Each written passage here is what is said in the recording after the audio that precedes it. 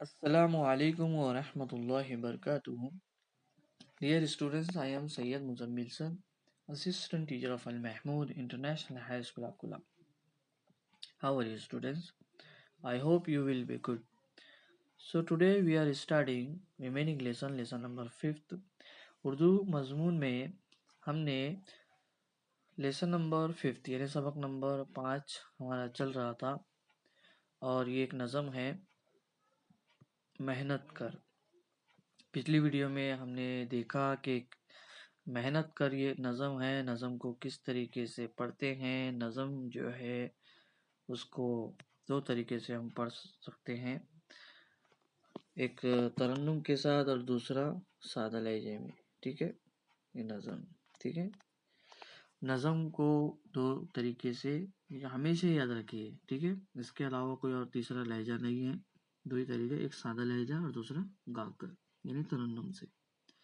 आज हम इस वीडियो से, इस क्लास में हम इस नज़म में क्या समझाया गया है, जैसे कि मैंने पिछली वीडियो में आपको सादा लहजा और तरन्नुम के साथ पढ़कर समझाया था कि आप इसको अच्छी तरीके से रीड कीजिए और पढ़िए।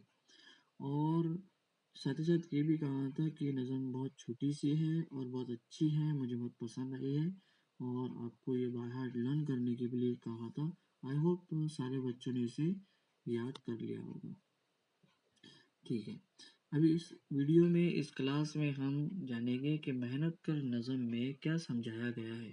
ठीक है, आखिर क्यों हमारे लेसन में, हमारे सबक में और हमारे टेक्स्ट बुक्स में ये डाला गया है। ठीक है, एकेडमिक, ठीक है, एकेडमिक ईयर में हमको ये क्यों पढ़ाया जा रहा है, इसका क्या हमको इस नज़म से क्या मिलने वाला है, तो वही समझाते हैं कि मकड़ी ने क्या जाला ताना, कैसा अच्छा ताना बाना। अब ये देखिए, दो लाइन में क्या समझाया जा रहा है कि मकड़ी ने क्या जाला ताना। आप सभी जानते हैं कि मकड़ी किसे कहा जा रहा है। अब मकड़ी क्या करती है, जाला बुनती है। तो जब वो जाला बुनती है तो आपने गौर किया होगा कि उसके जाला बुनने में क्या, कितना अच्छा एक, मतलब एक डिजाइन नजर आती है, एक खूबसूरती से अपनी वो जाला बुनती है। तो क्या मतलब मकड़ी ने क्या जाला ताना, क्या मतलब बनाया है, उसकी तारीफ की जा रही है। कैसा अच्छा ताना बाना, यानी कितना अच्छा उसने वो बनाया। आप गौर कीजिए, कितनी बारीक बारीक, हालांकि वो लकीरें भी खींच सकती थी, लेकिन उसके अंदर से जो जाला निकलता है, वो तरतीब, वो उसकी जो बनावट करती है, वो बहुत खूबसूरत दिखता है। हालांकि घरों में जब वो बहुत ज़्यादा हो जाते हैं तो लोग साफ सफाई कर देते हैं, लेकिन समझाना ये मकसद है कि जब मकड़ी जब जाला बुनती है तो उसके पीछे मेहनत है। ठीक है, तो मेहनत करती है वो। हालांकि वो जाला जो निकालती है, वो हो सकता है उससे उसको खाना मिलता होगा, आगे की लाइन में आपको समझेगा। आखिर से उससे उसने कैसे जाना कि ये जाला बुनने का मतलब क्या है, क्यों बुनती है वो। उससे मिलेगा मुझको खाना। हो सकता है कि ये वो कहती है कि उससे मिलता है उसे, ये चीज करने से उसे खाना मिलता है। किसे, मकड़ी को। कभी आपने मकड़ी को कुछ गिजा खाते हुए नहीं देखा है, क्योंकि मकड़ी का काम ही जो जाले बुनना है, उसी से उसे खाना मिलता है। ठीक है, जिसने मकड़ी पैदा की, जिसने मकड़ी पैदा की, उसने इतनी अकल भी दी है, उसने उसने उतनी अकल भी दी है। अब देखिए, जिसने मकड़ी पैदा की है, अब जाहिर सी बात है, पूरी दुनिया में 18,000 मखलूक है ना, 18,000 मखलूक पैदा की गई है। अब उसमें सारे जानदार चीजें हैं, है ना। तो मकड़ी भी एक जानदार चीज है। अब उसने इतनी अकल भी दी है कि हर जानदार अपनी पेट पालने के लिए कुछ ना कुछ करता है। तो जिसने मकड़ी पैदा की है यहाँ पर, अब जिसने मकड़ी पैदा की है से मुराद यहाँ पर उसके मालिक से बात की जा रही है। अब हमको किसने पैदा किया, अल्लाह को। तो मकड़ी को भी जाहिर सी बात है अल्लाह ने ही पैदा किया है, और उसने इतनी अकल तो दी है, उसने इतनी अकल भी दी है कि रोजी का क्यों तुझको गम है, मकड़ी से भी क्या तुझको गम है। यानी यहाँ पर अब हमारे ऊपर एक मिसाल दी जा रही है इंसानों पर कि रोज़ी का क्यों तुझको गम है। यानी आज हर इंसान, हर फर्द, हर शख्स परेशान है। ठीक है, तो मकड़ी से भी क्या तू कम है? हाँ, कि मकड़ी जब जाला बूंद रही है, मेहनत कर रही है, तो उससे उसे खाना मिल रहा है, फिर इंसान क्यों मेहनत नहीं कर सकता? क्यों एक ख्वाबों में ये सोचते रहता है कि मुझे ये मिल जाना चाहिए, सोचते रहता है। हाँ, एक फिक्र लगी रहती है कि मुझे, मैं ऐसा कर लेता, मैं ऐसा करूँगा तो तो ऐसा हो जाएगा। नहीं, बल्कि उसे मेहनत करनी चाहिए। हाँ, दो वक्त की रोटी खाने के लिए उसे मेहनत करनी पड़ती है, तब जाके वो आसानी से उसे जो कमाई होती है उससे वो फिर वो उसे जो चीज़ खरीदता है और वो खा सकता है पेट भर। ठीक है, और खाने के बाद अल्लाह का शुक्र अदा करना चाहिए, दैट्स इट। लेकिन आज इस 2 लाइन में आपको ये समझाया जा रहा है कि अपने आप को कमतर ना समझे। ठीक है, और मेहनत पर ज़्यादातर ध्यान दे। उसके बाद है, जब तक तेरे दम में दम है, जब तक तेरे दम में दम है, हाथ में कागज और कलम है।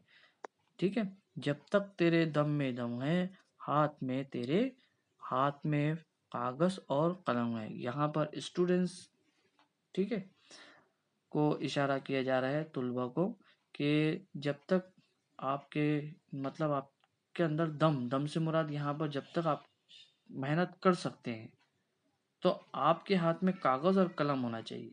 ठीक है, जब मश्क करने के लिए कहा जा रहा है, तो आपके पास नोटबुक है तो आप उसमें लिखिए। बाज बच्चे सिर्फ वीडियो देख रहे हैं, दैट्स इट। अरे, कागज और पेन का भी तो कोई इम्पोर्टेंस है कि नहीं है? उसके लिए कोई अहमियत है? हाँ, तो पेन और कागज पर आपको मश्क करते करते आपको सीखना है। आप उर्दू पढ़ना नहीं जानते हो तो आप लिखिए और उसको पढ़िए कि 2 हुर्फी अल्फाज है, 3 हुर्फी अल्फाज है, लफ्ज को जोड़ जोड़ कर किस तरीके से जुमला तैयार हो रहा है, तब जाके आप सीखोगे। जब तक दम में दम है, ऐसा नहीं है अभी बोरियत महसूस हो रही है तो फिनिश, ऐसा नहीं। जबकि जब तक दम में दम है, हाथ में कागज और कलम है। आखिरी लाइन, सीख ले बाबा इल्म हुनर तू, सीख ले बाबा इल्म हुनर तू, मेहनत कर तू, मेहनत कर तू। देखिए, अब आखिर के और 2 लाइनों में ये समझाया जा रहा है, सीख ले बाबा, अभी ये वक्त है आपका। एक उम्र होती है सीखने सिखाने की। हालांकि तो दुनिया में जब तक इंसान रहता है सीखते रहता है, चाहे वो बूढ़ा क्यों ना हो जाए। लेकिन अच्छी तरीके से अगर सीखना है, याद अगर आपको कुछ करना है, तो बचपन की उम्र बहुत अच्छी होती है, उसमें अच्छी तरीके से सीखा जाता है।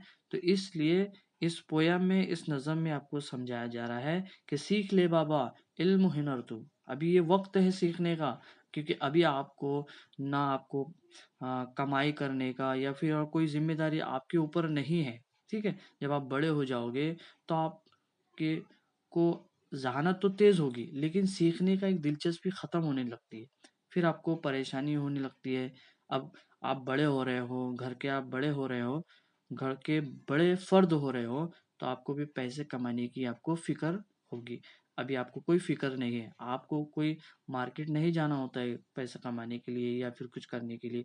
तो आप सिंपल सिंपल आप मेहनत कीजिए, मेहनत कीजिए। लास्ट की लाइन देखिए, मेहनत कर तू, मेहनत कर तू, यानी मेहनत करना आपका काम है। सोचने से आपको कुछ नहीं मिलेगा, ना कि वीडियो देखने से। वीडियो में क्या समझाया जा रहा है, किस बात की तरफ आपको तरगीब दी जा रही है, क्या समझाया जा रहा है, वो आपको समझना है। ठीक है, वीडियो देखने के बाद आपका काम शुरू होता है।